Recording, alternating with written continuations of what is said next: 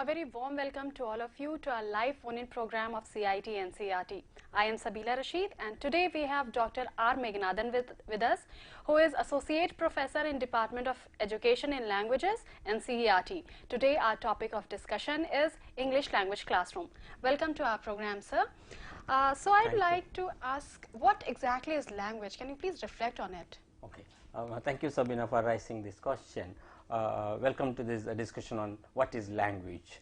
You asked the right question. Let me ask you back. What do you think, or what do you mean by language? I think that language is a mode of communication. Okay, is that the answer? You are actually answering, saying what language does, but what language is the question we need to answer. Right. I don't know whether I am convincing you, but let's explore. Linguists say language is a rule-governed system. It has some rules. So what is this rule-governed system? What is the rule-governed system is the question. For example, you have a game, right. You have traffic rules, right.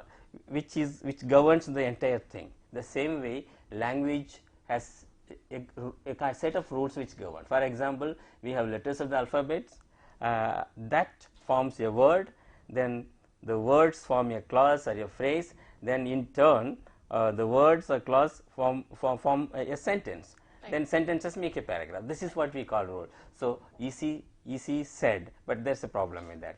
How language is complex is governed by system, but though it is a rule governed system, it has lots of things to do with the meaning of the ideas conveyed. For example, we say this is a pen, and the meaning is assumed or attached to this thing called which we used to write. So otherwise we could have called this pencil, right.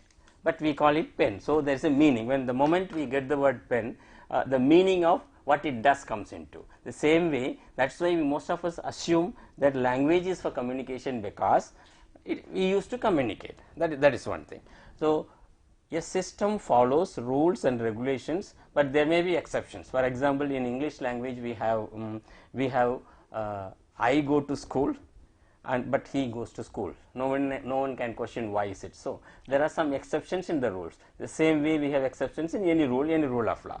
That's what. So you further asked what is rule governed system. Right. So I said that every language has noun, pronoun, verb, adjective, adverb, etc. Some may have differently, some may have the other way around, but each language has this basic common thing, which Chomsky-like linguists call it language common, language universals. So that then each language speaker, whether it is mother tongue or second language speaker, has to follow some rules. That's what rule governed system. So like you're talking about the mother tongue, so is it different that when a child is born and he listens to it and then he starts speaking about it, and when he grows up and he learns another language, so how is it different, like these two learning processes? Yeah, before I attempt to answer your question, right. Let's also understand how is it possible for all humans, with some sense, unless otherwise they are not seriously mad, insane, they are able to speak one language at least. That is their mother tongue. Right. Then what makes them speak know one language from childhood birth, and no one teaches that mother tongue? What is that makes the child to learn a mother tongue so naturally? This is what, again, let's go back to Chomsky's 1950s 60s research, which followed this also. He calls it humans are capable of speaking at least one language naturally, right. And this comes from their innate feeling. Innateness is some of the qualities are inborn. Hunger is inborn, getting angry is inborn. There are many such things. So speaking mother tongue, at least one language, first language, is natural. This comes from their innateness, and also this innateness is the native characteristics of a person, of a child, to speak a language. Right. For example, a child of 3+ can speak a language very well, his or her language. Right. For example, if I ask you a question, how many languages do you know, Shabeela? I know 4 languages. 4 languages. Which is supposed to be your mother tongue or language 1? It's Urdu and Hindi. Hindi, both Yeah. more or less the same. Yeah. You are equal bilingual. Yeah, equally. And then you know English. Yes. What is the 4th language you know? It's French. French. So you have learnt 4 languages. You are a multilingual. But when you learned the first 2 languages, mother tongues or mother tongue, so you didn't have, nobody taught you. Right. So, but what did you do? You learned from your environment, Right. you have, from your mother, family members, teachers, society. I picked up small words, little words. But the second language, there is a difference. You do not have the environment around you. So you learnt it by someone taught you, by someone has taught you, Right. then by teaching. So in that case, but at the same time, the stages of learning the language are more or less the same. If the given exposure is more or less the same. For example, you listen to the language, you learn to use the language, and the same way in English also you learn to use the language. This is how the stages are more or less same. But what a teacher has to note is, when the child comes to classroom, the child comes with one understanding of the language, of the first language. Means you will not commit mistakes to your in your mother tongue, to your age, to your level, but you may not be able to speak very great language, but at the same time you know the language. But in the second language, this is not the case, because you are being taught, you are learning, the environment is not there. So slightly it differs, but more or less the stages of learning the language is the same, languages are the same. Now your question, please go ahead. So may I say that language is social? You learn it from social context or something. And yes, all languages are social. Nobody invented a language. No one designed in laboratories. Languages come from society, people. Even though in those days it was not the literate people who made the languages. It was those common men, illiterate people who know only to speak the languages. They evolved the languages.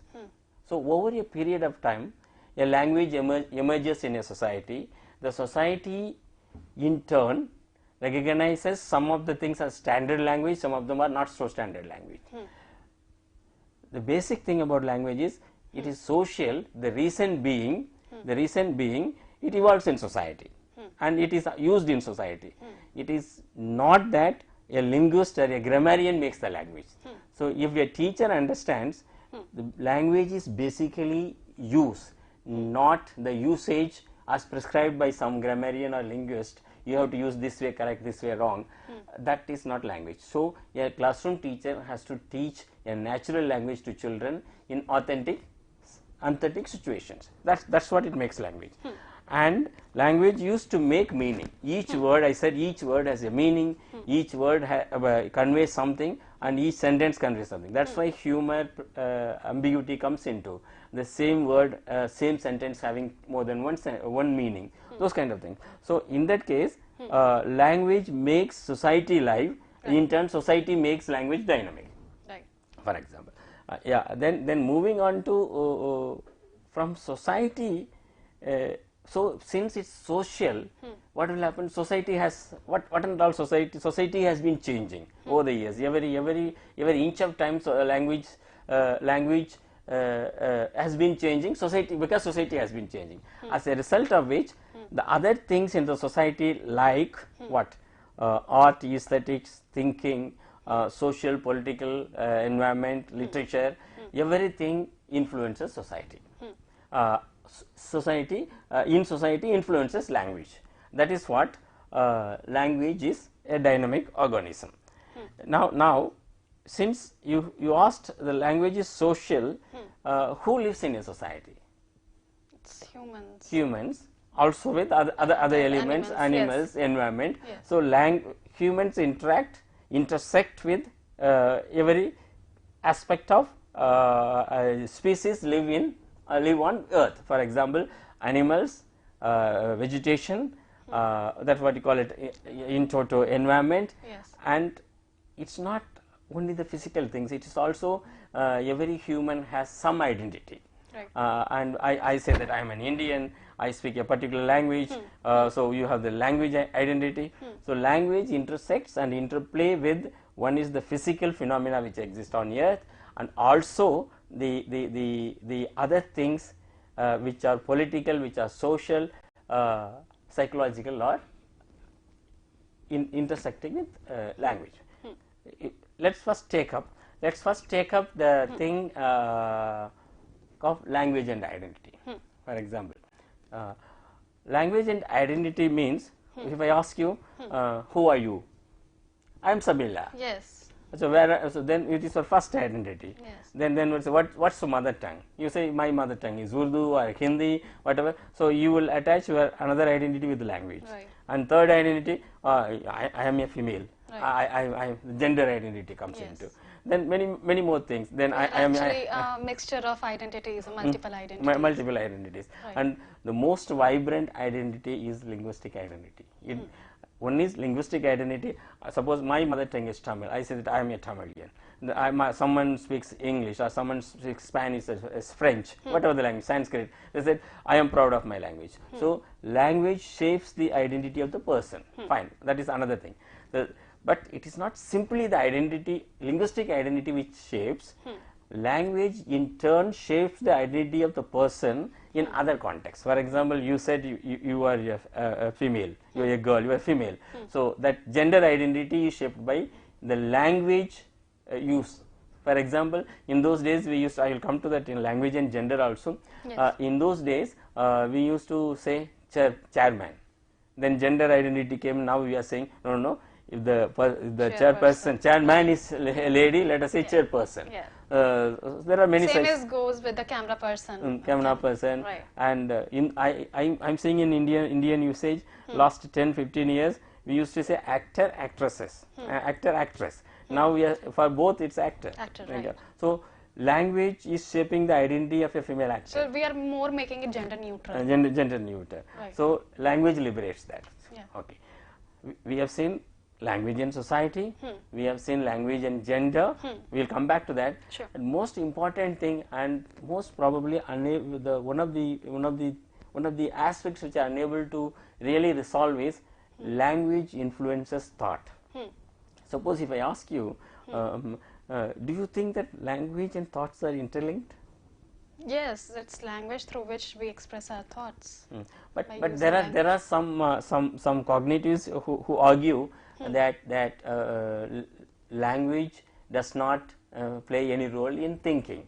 So let us put it for some time aside, but we believe that we think in a language. Yes.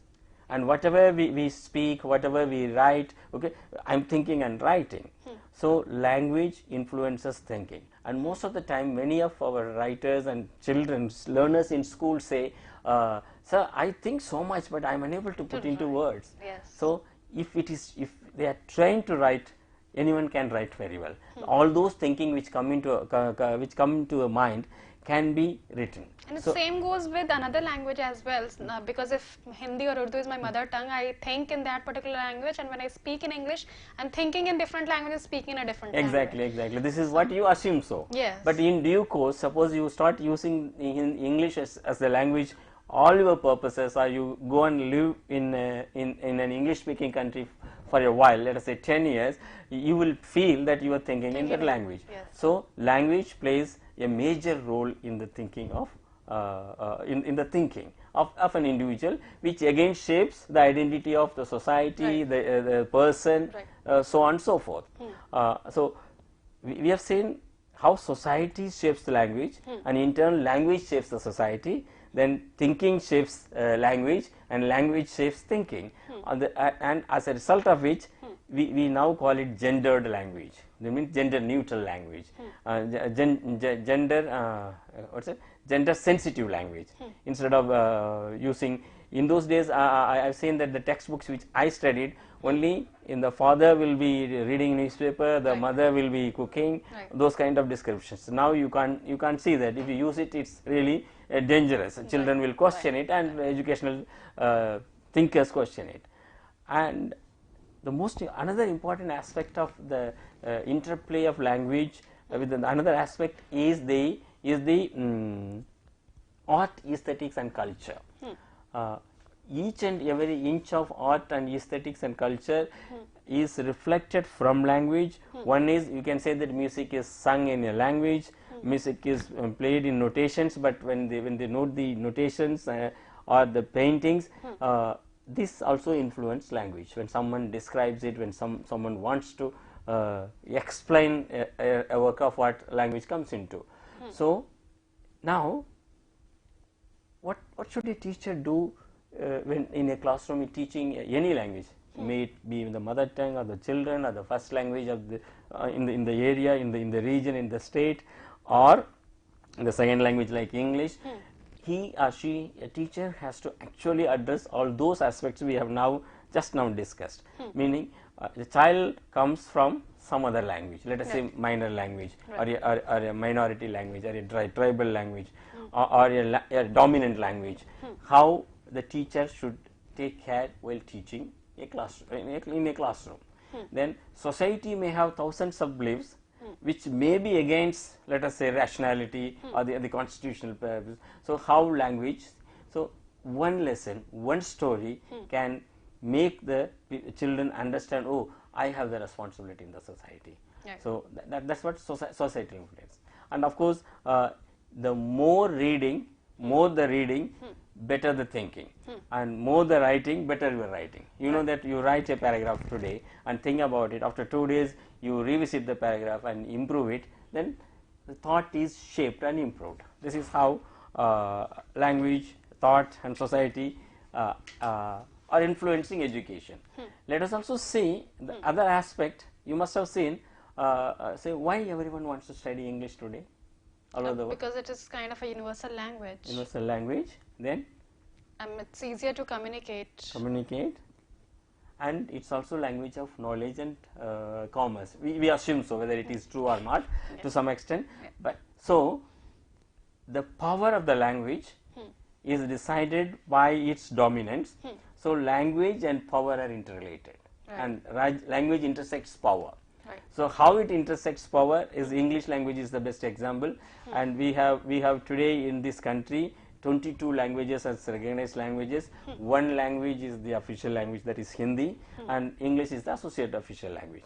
There are many such things come into language when we take that into consideration for classroom teaching, be it primary classes, higher classes, or higher education.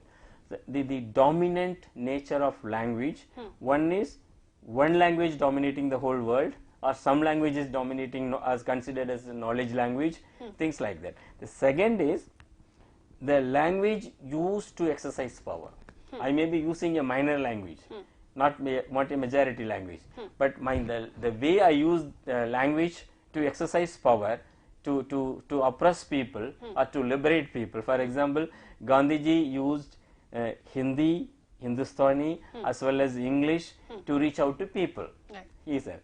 And the English colonial power used language as a mechanism to colonize people. There are many such things come into language and power thing. So, supposing there are 40 children in the classroom, there are few children who do not know the majority language. What should the teacher do? The teacher will be actually recognizing the language in order to promote the self-esteem of children, also not to overpower the languages of children by other language, the majority language. So this is how. For example, but at the same time, countries like India, we are diverse country. You must have been listening to FM radio. Yes. They don't use one language. Yes. Why is it so? Why is it so? Because it caters to a particular region. One FM caters to one region, another caters to another region. So the FM radio recognizes, oh, there are people who speak many languages. Yes. So the language and power thing also recognizes, means in the positive sense, in the right sense, okay, every language needs to be approved, recognized.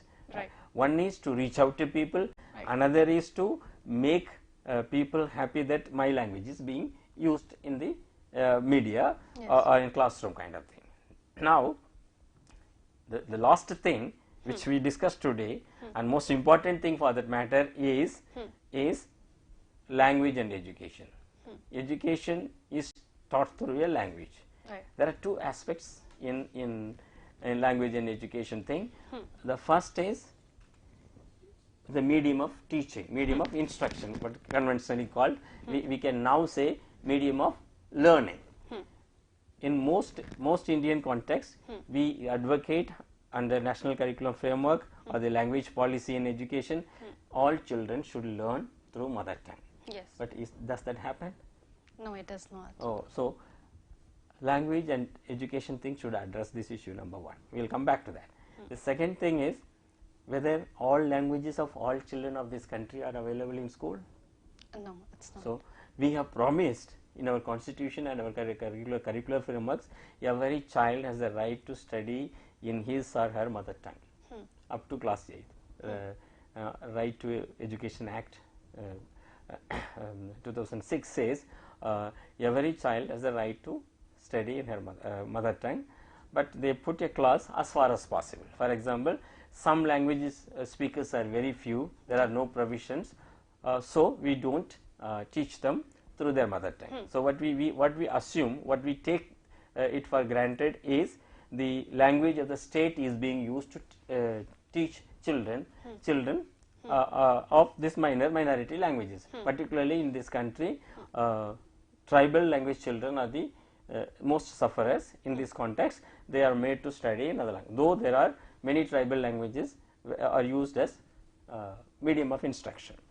So I am a language teacher, be it mother tongue language teacher, second language teacher, or English as a second language teacher. I have a responsibility.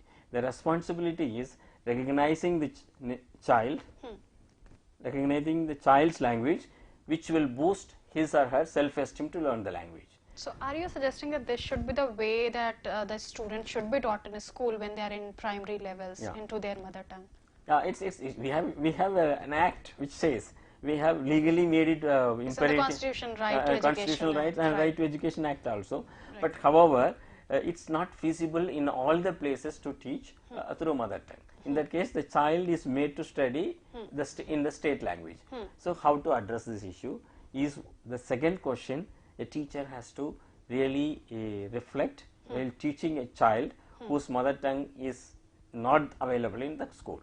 So the language and education interplay happens there in order to positively address the issue for change to promote language learning in school. The second thing is we are unable to bring in all languages to school, at least as a language, leave alone medium. Medium is one aspect which we are unable to provide. We can see the last slide. Very interesting to see. In 1970s we have 60 languages media of instruction. Today we have only 47 languages as medium of instruction. So that means the English medium is taking over school education. As a teacher, be it language teacher or science teacher, any subject teacher, I should be able to address this issue in my language classroom. Yes, let's go back to those aspects we have really talked about. One is language and identity, and language and society, language and thought, language and gender, and language and arts and aesthetics, and language and power. So as a teacher, in order to understand what language is, actually the teacher has to understand what language does. Which you started with, language is for communication, right. Very common sense of the definition. But what actually language is, language interacts with all those aspects we have talked about. And now let's move to let me ask you a question. Can language exist without any content? Reflect, no issue. I don't think so. I mean, you need to have a content if you want to communicate and if you want to have. Someone said no, it's possible. Well, how it's possible? I can speak about nothing, THING, for 20, 30 minutes. Okay, but nothing becomes content. Yes, you need to have something to talk about. Some content. Yes. So language cannot exist in vacuum. Right. So language is always contextualized. What kind of context? One is the idea. I teach physics, I teach history, I talk about politics, or I talk about a person. So that is the content of a language. But at the same time, the content has to be conveyed in a language. It can be conveyed in visual form, musical form, but mostly it is conceived, we assume it is conceived in a language. The language cannot exist, I said, in vacuum. Ideas need language to be conveyed. Right, right. So this interdependency of thought, interdependency of thought between idea and language, content and idea has to be recognized by the teacher. Okay, so Dr. Meghanathan, I would like to ask you that since we need to introduce a second language apart from a mother tongue language, what should be the approach? How should a teacher introduce the second language to a child? Okay, before that let me ask you, when you were in school, how did the school or the teacher introduce you to the first language which you knew, which you already known? How did they do? Can you recall that? Apart from the mother tongue? Your mother tongue itself. Okay, let us. I assume that your Hindi is your mother tongue. Was your mother actually, tongue? mine was an English medium school, so the first thing that we were taught was A for apple and everything. I did not know what that particular word meant, and twinkle twinkle little star, I just mugged it up. Okay, fine. So Okay, you were talking about second language. I am asking you the first language. How did they introduce you to the first language, which you knew, you had already known? Yes. Yeah. The same way. Yeah, in the same way. Yeah, right, that's what when they you're started with talking the letters of the alphabets. Yes. Or how to write it. That's Yes, so scripts. now let's see. My pertinent question again is, let's go back to my question which I asked. A child comes to school nowadays, 3 years of age. At the age of 3, the child is introduced to 2 languages, at least in this country today, because English is introduced in all the states from class 1. When the child comes to school, we introduce the first language as well as second language. The first language the child knows. The child knows already.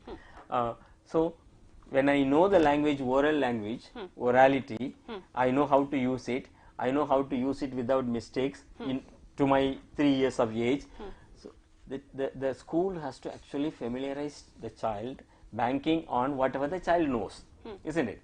But is that happening? Okay, this is the case of the first language. Let us come to the second language. Second language, let us assume that I do not know before anything. I didn't know anything.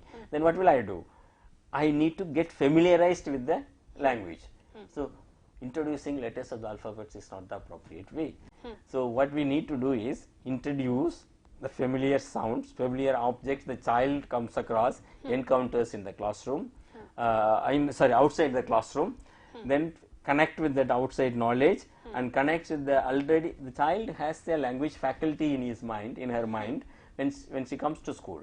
This is what we call language faculty. Language faculty actually means the idea, the thinking, the capacity to communicate in any language, one language at least.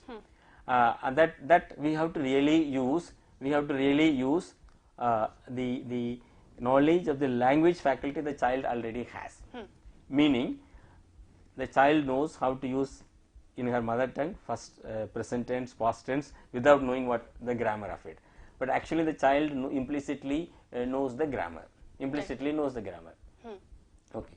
So a teacher actually has to understand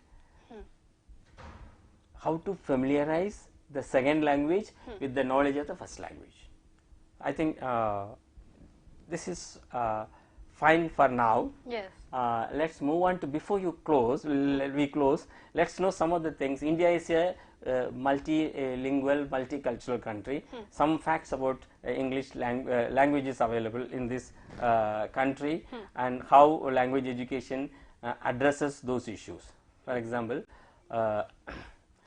India has probably the maximum number of languages on earth. India has, as you see, about 1,652 languages as for the first census we conducted in 1971, in which language was included. And we have 5 language families in this country, which is very rare phenomena, no other continent has. We have Indo-Aryan language family, Dravidian language family, Austro-Asiatic, Tibeto-Burmese and Semito-Hamitic. This is still there.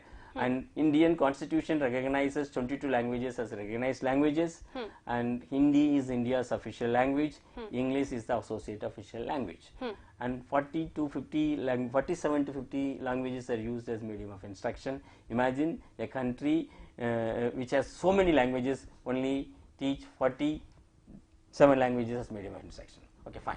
Now thank you so much, sir, for sharing these information and for enriching our viewers that what exactly language is. Not defining language as a mode of communication, it's basically its function. And you also told us about the different relationship between language and gender, language and power, language and identity, and a lot of useful information you shared with us. Thank you so much for being with us, and we look forward to continue this discussion in our next episodes as well. So this was Dr. R Meghanathan with us, who is an associate professor in Department of Education and Languages, NCERT. Thank you so much for being with us. We'll come up tomorrow with another expert another expert and another topic. Thank you so much. Thank you.